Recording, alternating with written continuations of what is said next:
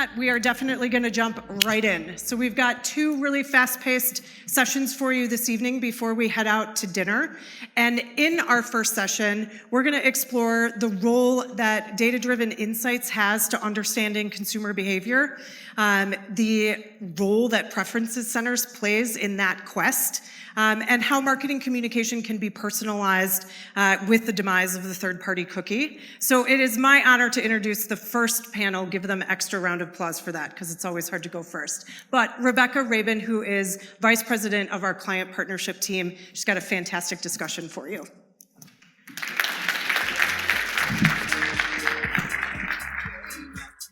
All right, well, hello everybody. Kicking it off right. I'm personally really excited about this one. Not only is it a passion point from a marketing standpoint, but I am an oversharing dog mom, and I am an overcaring aunt of 5 nieces and nephews who get annual trips to Dave & Buster's as an incentive. So these brands are near and dear to my heart. As Courtney said, I'm Rebecca Rabon, VP of Client Partnership. I've been at Ansira for about 4.5 years now. Joining me on this very good stage is Elizabeth Greeley, Digital Marketing Tech Lead, ECRM of Nestle Purina. Elizabeth has been with Nestle Purina since 2022, is an e-com and marketing professional with a Master of Business Administration.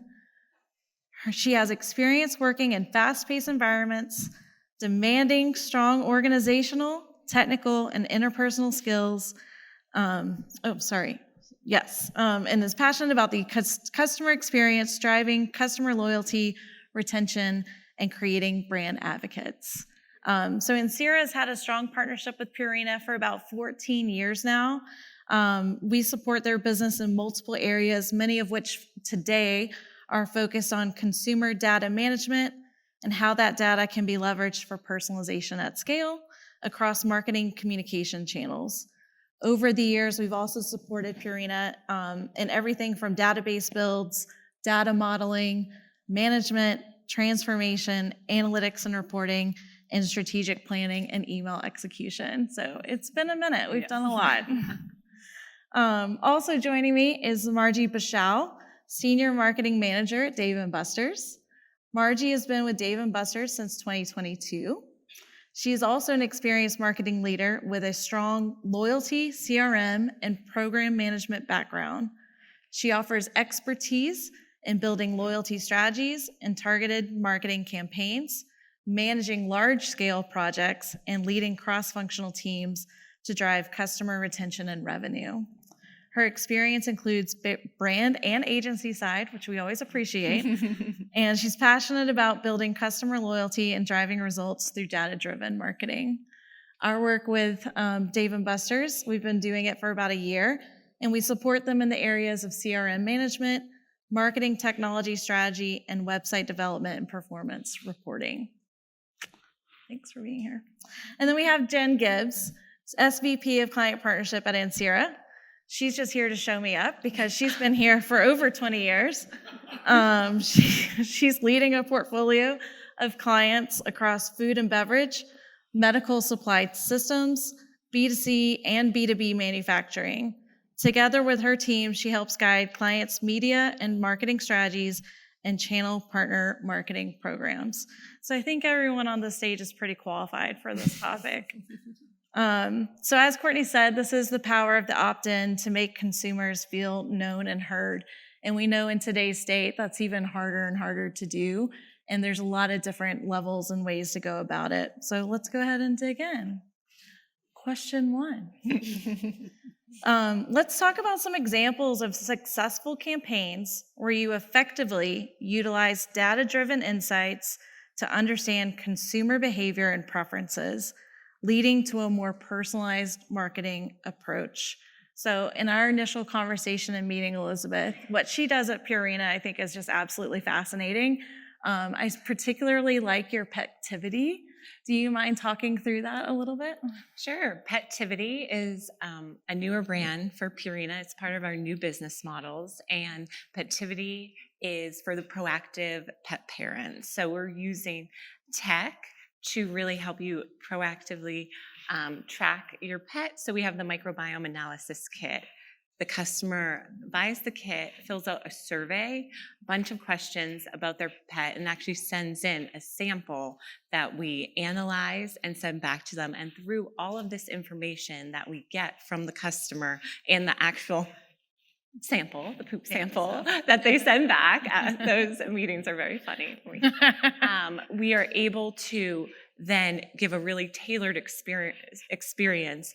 This is the type of food that we should be feeding your dog. This is the type of supplements that would be best for your cat. And from what we learn, not only are we able to make those recommendations, but we're able to understand through the questions that they answer, oh, this is a concern they have. Oh, they want to understand why their dog is eating grass. That's something that they fill out. And so we get a ton of information. Some we pass back to the customer data warehouse that Ansira houses for us.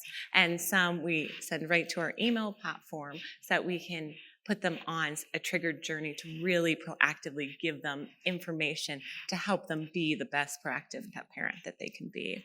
And that's one example. Something else that we're really trying to do as well is segment our customers. We have this huge database, but we want to understand who is the most engaged, and we are looking at that by really trying to get from the customer, are you a dog parent? Are you a cat parent? What life stage is your animal in? Because we'll talk to you differently if you're in the puppyhood stage, or if you're a senior dog mom. Well, what supplements should you be giving them? What should you be doing? And we have found, people are so involved in their animal's life. They want this information. Yes. And so, again, we have a big customer database, but really understanding how can we clean that data, get more information about the customer, and then better segment and give them this information.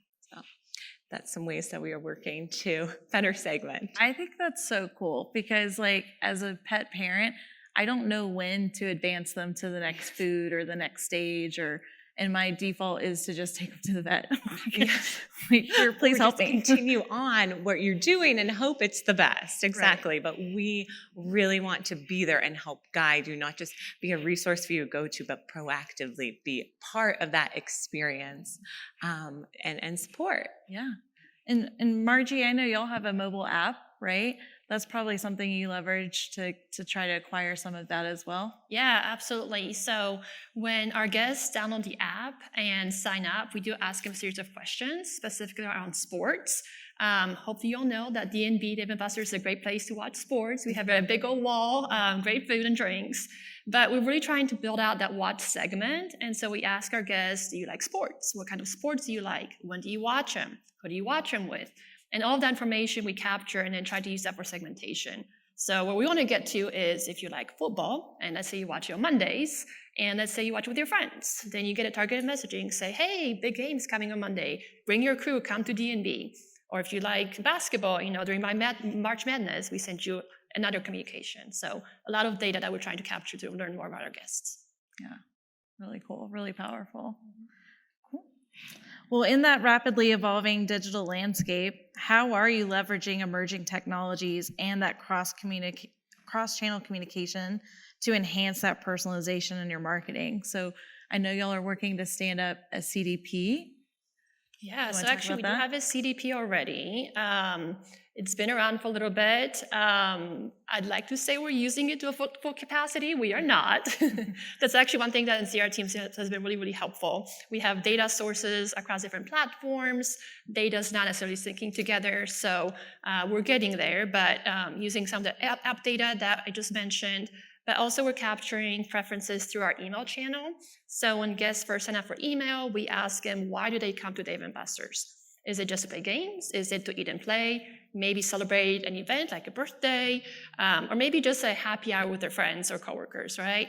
And then who do they come with? Is it families with kids, or is it their crew, their friends, or coworkers? And all of that right now is sitting in Salesforce Marketing Cloud, which we use to segment communications.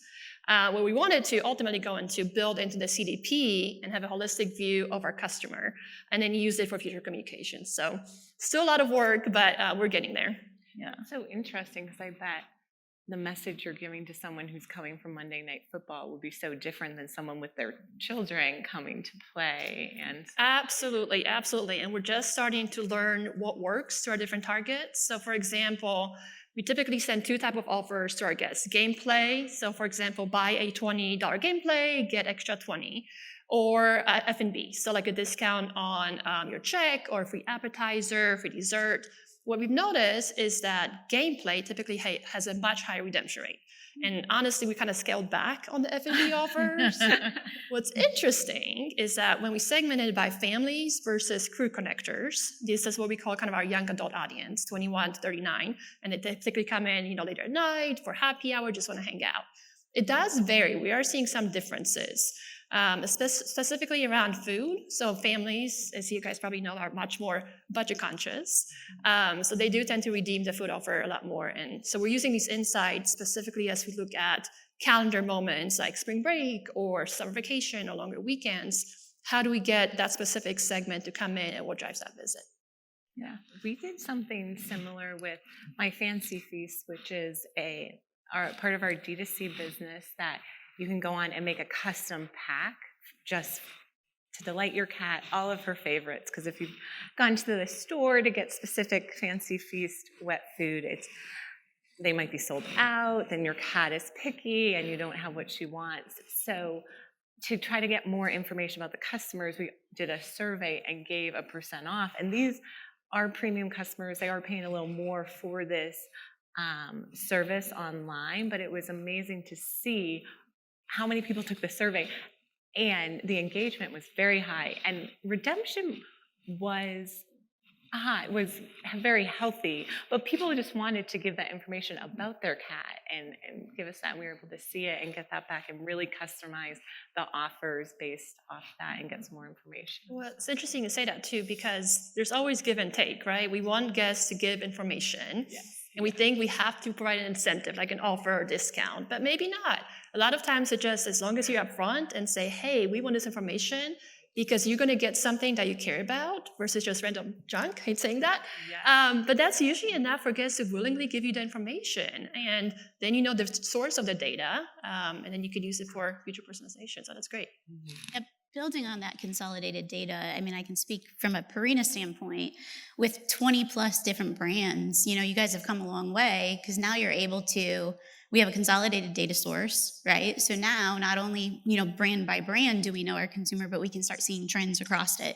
And years ago, we weren't able to do that until we kind of created that data model. So it's just, I can talk about the data-driven part of this all day long. Yeah, and it's even moving away from the brand, more so segmenting by indicators of what they've shown us, and then going into the journeys to give a more personalized experience. And we actually just launched an app recently, My Purina, so everyone should download it. If you have a pet, you can scan your receipts and get points for your different redemptions. And when you download it, we want to get you into Pet Food Finder to make sure you're feeding the best food for your pet. There's also other engagement activities like Happy, where it's a wellness app for your dog that you can, or for your animal. And so getting information like that, moving them across the ecosystem from our D2C sites, getting them to download the app, engage with the app, and we can really see exactly how the customers are moving across the ecosystem. What is their loyalty? What is the lifetime value that this app is adding? That's what we really are trying to show too. Valuable. Yeah. Well, I want to go back to Margie's point, because a lot of times we think like, oh, I need to give something, right? There's a value exchange there. But anecdotally, I can just say, like, I got married a few years ago. I had a Crate and Barrel wedding registry. Spent a lot of time on that website, right? Like a lot of time. And my very generous guests got me some gifts. And so Crate and Barrel reached out and they were like, hey, we want you to be a part of our idea lab, right? They really sexed it up. Like, we want you to be a part of our idea lab. That's really code for take surveys. I want you to test things on my site. I want you to do the labor for free, but I'm going to make you feel cool about it, because I think in this day and age of influencer, feeling important and feeling like your opinion matters, I think that's a currency now, right? Like being an influencer without having to have millions of followers, I think that's powerful. And I think everyone wants their voice heard. And if it's something they're passionate about or something they're really engaged with, you can get a lot of that. And then that could also feed your acquisition strategy, right? That's like you're trying to replicate more people like that. So yeah, it doesn't always have to be a free app. That's not always tangible, for sure. It's definitely, it's about the expectation. Yeah. Well, interesting you say that. So coming from the main event side, I think you all know that main event is now part of the Dave & Buster umbrella.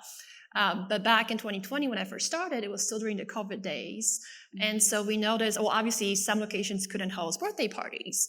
And so we're trying to understand, how do we still keep our guests engaged? What can we do to help celebrate birthdays? And so we started this panel with parents who have school-age kids. And so we just sent out an email to our most engaged email list and asked them, hey, do you want to be part of this panel? You get a $100 gift card to an event. We'll meet, once or once a month, maybe less often later on. Response was huge. It was way more than we anticipated. So I think we had maybe 5 or 6 of these panels, and we just got such valuable feedback, how guests were, struggling during COVID and what will make birthdays exciting and how could main event be part of that special moment. So it was a really neat experience. Yeah. Feeling like you get a peek behind the curtain, or like you can choose Right. Product or trends or whatever and be a part of that. It's interesting to me too, because even, months after somebody was part of this panel, they would still email me and say, hey, I just went to main event. It was great. So-and-so did such a great job taking care of us. So definitely building those relationships. That's amazing. That's that awesome. loyalty will just, Yeah. speaks volume out there. Love it. Well, Jen, what advice would you give marketers in terms of approaching to develop some of those new, use cases? Like, how would you tell someone to start out? Yeah, absolutely. I think the strategy behind embarking on a CRM journey or a loyalty journey is really, where are you trying to be? Make sure you're road mapping before we ever put hands to keyboard. I think that's probably some of the most rewarding pieces of the businesses that I've worked with, and some of you are in this room, so you're probably tired of hearing from me around it, but is really like when we go to a data acquisition strategy, one, it's not only what are the data points that we're wanting to collect, but how are we planning on using them? So let's have, the end in mind. I don't know if anybody in the room is familiar with like Franklin Covey's like 7 Habits, but as a parent, they were drilled into us while our kids were leaving it, and it was always like, start with the end in mind. So we really try to drive home to build that really overarching holistic strategy and at least a 3-year roadmap. What are the use cases at the end of the 3 years that we're trying to get to? Back that up to what is the data points that's going to help us achieve that. And then even farther from there, what's the technology that we need to use to leverage? Now, we don't have to start out on day one with a full CDP, but we need to make sure that we're designing a scalable solution that's going to allow us to build to that, nirvana state, I guess, if you will. And then every year from there, we try to just tack on another year to that roadmap. So we're constantly looking ahead, evolving where needed. But I definitely think, making sure that we have those need states and those use cases in mind when we're, building any strategy. I would have to agree with that. And I would just say, even when we were building out the profiles in our mobile app, I think it started with a list of like 20 questions. And then we had to look at it, real scale it down. What is the outcome? What are we trying to accomplish? How are we going to be using it? Let's make it quick to the point and actually have specific use cases attached to it versus just asking a bunch of stuff that you're never going to use and it's pointless. So I think it's so important. And Elizabeth, I think you said something earlier, you hit the nail on the head. We talk about A/B testing a lot. Yeah. It's not just about testing. It's like, what are we trying to test? Like, what's the outcome that we're trying to achieve? What's the hypothesis? Yeah. I just think like it's basically multifaceted. Yeah, because the more you ask, the lower the engagement will be. What is the trade-off? This is what we need to be asking. We see this with opt-in, email opt-in. When we're collecting information, there's points of data we want to collect to really round out the profile and for the health of the profile and data cleansing, et cetera. But also we want to make sure that customers will give us that information. We're not losing people. We're paying to get people to the site. What should be collected on lead cap, making sure the opt-in is healthy, and then driving revenue and repeat purchase rate, et cetera. Well, and I think a good example there is progressive profiling. I mean, frankly, so we typically, to your point, we have like a core 4, core 5 pieces of data that we want to start off with, and we want to make sure that's populated for every consumer. But then we have additional data points, and we can't hit them all up at once because they're just, we're going to lose them. So then, and I know you guys have done a great job of that, but progressive profiling is it's like little by little, we're engaging them. We're, showing them we know who they are. We're communicating to them in a more personalized manner. And then they're more willing to give us that additional data sets in which we can do more things from. So I think that's another great tactic. Yeah, and just to add to that too, so right now, to be part of our loyalty program on the D&B side, you have to have the app. And knowing that our frequency is only about 1.4 times a year, it is a blocker. I mean, if you just come in once or twice a year, why would you have this app? You don't even know what to do with it. You may use it once, and remove it from your phone. And so one project that we're currently working on, and Ansira team is really helping us too, is how do we get our guests quickly into the program? And then as we see them engage, come back, then is the time educate them about the app, and now they find value in it, versus having this blocker, like, why would I download this app? So like slowly but surely getting more information from our guests. Is it something in the actual restaurant that they're pushing the app, or is it more like through email? It's downloading. So we do have signs where you can scan the QR code. You can do it. It's mostly through or link where you can download it. But we're trying to make it easy just through SMS. So you provide your phone number. Now we have, who you are. So we can send you targeted messages via SMS. Let's say we see you, you came back or you didn't come back. We send you an SMS message with an offer. Now we see that you're engaging with your brand. And now it makes more sense for you to download the app. So that progressive profiling is really important. Yeah, we're trying to drive app downloads. If someone has made a purchase, we know that, okay, you made a purchase, you have points. Now download the app. And it still is so interesting. People aren't doing that. Some are, but some aren't. So how can we make that offer even more appealing? What A/B testing into verbiage and different offers. So something similar too, as part of this program, you'd still, even though you're just joining through SMS, we can track you. Yeah. So you're still earning your rewards, but we're hoping that once you earn them, then you have to download the app and there's a clear benefit for it.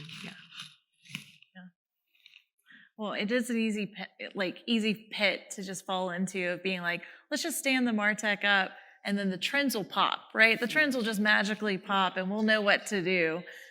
And I think all too often, starting with the learning agenda, knowing what you're setting out to do, really being targeted about that and being realistic about that, right? It can't be 20 questions. It needs to be a core. And really focus on what your goal is. Are we trying to get them to download an app? Where do we want them to engage? Where do we want to communicate to them, and how do they respond? So, well, I guess I also will add too. I mean, we sit here and talk about, hey, this is the preferred method to go about it. This is the right strategy. It's not lost if you're not there. That's not the way you got there. I mean, I think we work with a lot of different clients that have huge growth, huge distribution, know nothing about their customers because they didn't start there. It's not too late. We can still get you, we can still build that, it's a little reverse engineering, but it's not a lost cause, right? You don't have to start from scratch 9 times out of 10. So if there's anybody sitting in the room being like, we didn't do that, that's fine. That's fine. We got you. So, I mean, and that's the nice thing. We can jump in at any part, but it's probably a lot more cost effective to do it right the first time. It's definitely much more rewarding as we move through. And understanding what metrics and how you're going to get that data. Do not ask for data if you don't plan on using it. Well, I mean, speaking of, we've talked about some of those metrics, right? Like customer lifetime value, mobile app downloads, the engagement. I mean, there's a lot to kind of take in. So I think all of those that we've mentioned are good. Did we miss any that y'all use or are actively monitoring? No, the big ones for us is obviously app downloads, really visits. How are offers communications driving those visits? Again, average visit for an average guest 1.4 times a year. If you're part of the loyalty program, it's more than double that, but it varies drastically depending which tier you are. So program's a little complicated right now. There's 9 levels. We're changing that. But level 1 is more like a non-member comes 1 or 2 times a year versus someone that's level 9, 20 plus seat times, right? So then understanding what's driving that behavior, making sure that we're always moving guests across the life cycle is huge for us. Yeah, for us, on some of the D2C sites, getting people on subscription, just getting this to them every month. And when we see someone on a subscription, same as you, it more than doubles than ad hoc purchasers. So upselling them there, average order value is something we're looking at, and how can we support all of this through all of our touch points, email, the app, trying to build out SMS. So really making it a holistic look, moving them throughout the ecosystem, and then moving them from brand to brand. So we have them with My Fancy Feast. How can we get them to buy our litter box system with Petivity, so that then they're tracking their cat, how they're using the litter box? We would get so many data points if they had that. And then if they have the litter box system monitor, get them into the app, get them to other Petivity, get them buying the litter. We really want all the touch points in their house with their pet to be with Purina. And so how can we track that, and how can we really make that happen? Well, making it seamless for the customer too, right? Because that helps them too. Like sometimes having your pet history in an app versus like digging through emails or, various SMS messages I might have gotten from my vet, that also helps me as a consumer. So. Oh yeah, when you talk to people like, what do you feed your cat or dog? It's like, I don't know, I panic, I run out, I run to the store. And so how can we make that more seamless, get them on a delivery system, trying to build out different ways to where they can, track when they're getting low, be reminded. Also, we're working with, breeders or vets, these trusted professionals that, when you get your dog from them as a puppy, you continue on what they recommend, and how can we build a relationship from puppyhood, and then you really will grow with them through the life stages. Well, and Purina has a lot of partnerships with the charities too to help with that. So from the onset of like adoption, really getting in there, which is really smart. Yeah, you definitely benefit from your acquisition sources for sure. Because if you layer your vet business, but then layer in Pet Finder, I mean, it's about trust at the end of the day, right? So anytime we're trying to bring somebody into the family, especially depending on the vertical that you're in, whether it be healthcare or whether it's a pet. And you're also trying to be more of that informational leader, like you were talking about, like you want to be that trusted partner. Those acquisition sources that were very strategically, planned out have definitely helped. Yeah. It's interesting you mentioned about kind of that cross-brand promotions and understanding data. So now that Main Event and Dave & Buster's are under the same umbrella, we're just now starting to have these kind of conversations. How do they fit together? So we're still keeping the brands separate. One is more family-oriented, Main Event, and one's more kind of geared toward young adults and, going out with your friends, with your crew. So this year, we're planning on kind of putting both brands on the same platforms. That's step 1. And then how do we have that holistic view of our customers? So hopefully what we're trying to get to is, we know that you're a Main Event customer. Let's say you were just there for a kid's birthday party, but we also know you're also in our Dave & Buster's database. And so now we know that you like football, right? Mm-hmm. So then we're like, hey, kind of switch you from one brand to the next, depending on your activities and what we know about you. So that's the goal. We're not quite there yet, but longer term. Yeah, and helping the customer also make that connection, that we are connected. I mean, ideally, you probably want the child to grow up. That was my next point. Exactly. You come to Main Event, you like bowling pin, laser tag. As you age out of that, how do we get you to come in and do more arcade games and some of the other activities that we have? Do you age out of laser tag? Because I still love them. Let's be honest. It's fun. I will take anybody on anytime. She's thrown the gauntlet down. Have you seen a lot of difficulties in doing that and merging onto the same platform, or is it just part of your? So we're just now starting. So we're in the process of getting main event on Salesforce Marketing Cloud. Next step would be the CDP, and then holistically thinking of a loyalty program. Is it a different program for both brands? Is it consistent with different variables? All of that is still TBD, but that's a big project that we're starting to think through. And then back to when they opt in, are they opting into Dave & Buster's? Exactly. Or the event, and how do you make sure? And if they want to opt out, are they opting out to both? This is something we have a lot of conversations about, and making sure when they opt out, obviously it's being tracked and everything is being followed through. Yeah, no. There's a lot. It's new territory, which we're super excited about, but definitely a lot of work ahead. Yeah, exciting. Yeah. I definitely think, though, that by going through that exercise and starting to centralize some of that, it's got to help you from a positioning standpoint, too, because they are very like companies, right? Or there's some differentiators, but I have the opportunity and the fortune of working with a lot of CPGs who they're multi-brands, right? And we do start running into collision at some point, in media. We are obviously leveraging data that we know about consumers over here, bringing it into media, but we're starting to run into, how do we avoid ourselves at the end of the day, right? So it's starting to see some of those trends, and when you can look across 5, 6, 7, or 20 brands at once, then we can try to start peeling out a little bit more of that, how we position ourselves in the marketplace as well. Right. We all go in thinking that we know who our target consumer is, and then we look at a CRM database and it doesn't match, and we're like, what is going on, right? So there's some happy medium there, but that's kind of, we run into that, as you mature.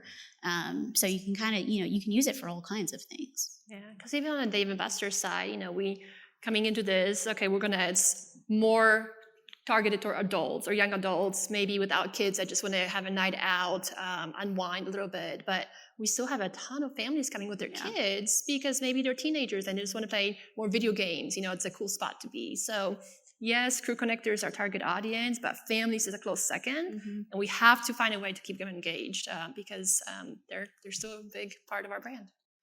Yeah. Are you putting them on different journeys?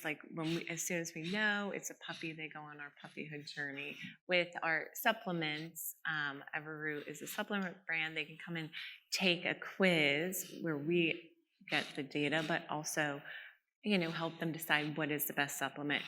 We don't have supplements for puppies, so, no, this isn't right for you. But we know from there if it's adult or if they have a senior dog. And from there, they go on different journeys and get different information about their animal. And then they go in the correct segment to then. Yeah, so that's the goal. Again, so right now, a lot of that data still lives in Marketing Cloud.